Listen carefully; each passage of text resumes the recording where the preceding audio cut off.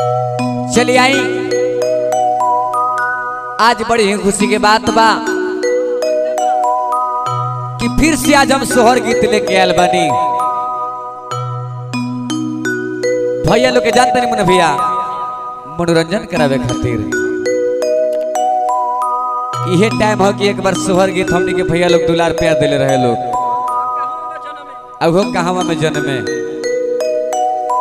तो हमें चाहम कि सर्वप्रथम समय के ना विलंब करते हो हम गाय कलाकार दीपक सूरदास यादव आप तमाम भोजपुरी भाई लोग के बार बार प्रणाम करतनी हार्दिक हार्दिक अभिनंदन करतनी।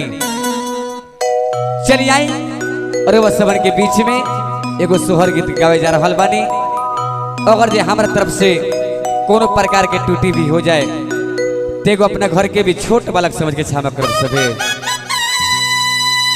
में भैया हम तो दोनों से अंत बनी और वह समझ तो जानते बनी सभे और वह लोग दुलार प्यार दिला सभे और गदगद होकर हम गाइला। तो चली एगो सोहर गीत और वह सवन के बीच में गावे जा रहा बनी।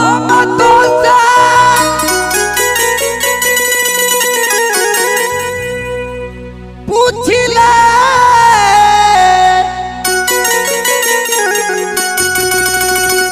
अपन भैया हारो अपन भौजी हे डालना हे लालना कवन बजत तू कैलू त पुत्र हलवा पा गईलू हे लालना कवन बजत तू कैलू त पुत्र हलवा पा गईलू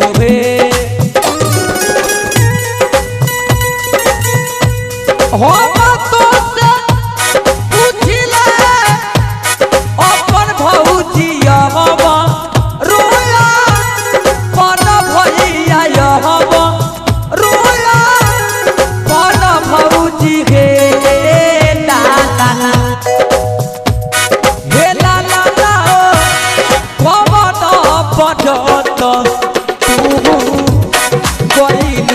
पुत्र हलवा पा गईलू हे लालना कवन बजत तू कैलू त पुत्र हलवा पा गईलू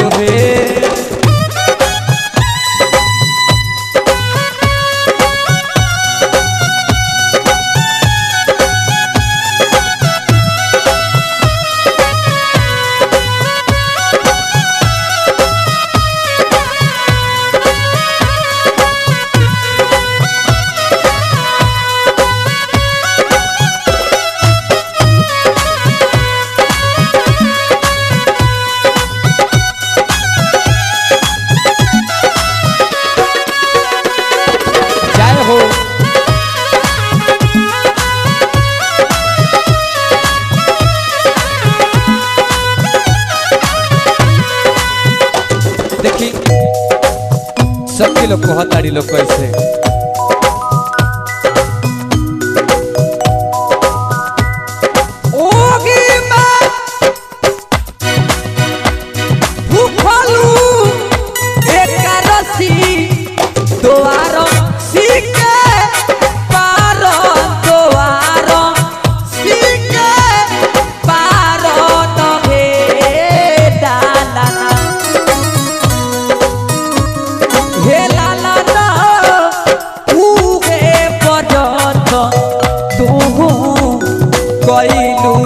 पुत्र हलवा पा गईलू हे लालना उहे पढ़त तू कैलू त पुत्र हलवा पा गईलू हे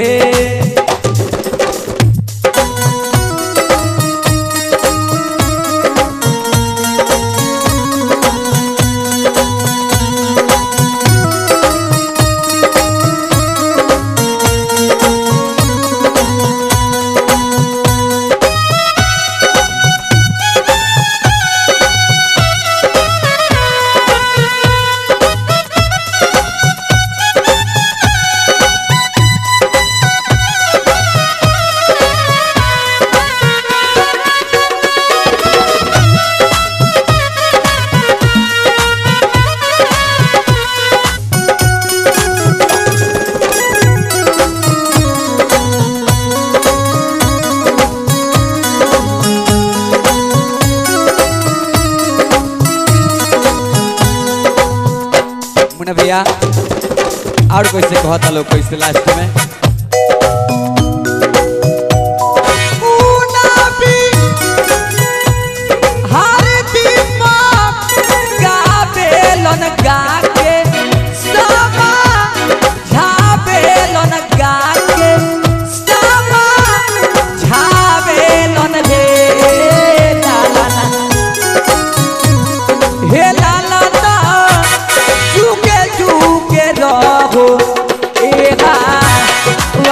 तो मोहलिया उठे सोहर हे हे लाला ला झुके झुके जानो ए माता मोहलिया उठे सोहर हे। आइए जैसे आप सब आइए जैसे आप सब उस सोहर को आप सब प्यार दुलार दिए थे, तो हम लोग आशा करेंगे इस गाने को भी आप सब खूब प्यार दुलार देंगे। और एक ही वजह से हम इस गाने को प्ले कर रहे थे, है ना। अगर अच्छा लगा हो ये सोहर तो आप लोग शेयर करिए और भाई को स्टार बनाने का एक मौका दीजिए। कमेंट धक्का धक्का आवे के चाहिए, कमेंट धक्का धक्का आवे के चाहिए। चलिए फिर से मिलेंगे नेक्स्ट वीडियो में, तब तक के लिए good take care, bye bye, Jai Hind, जय भारत, वंदे मातरम। तो इस वीडियो को वॉच करने के लिए लव यू।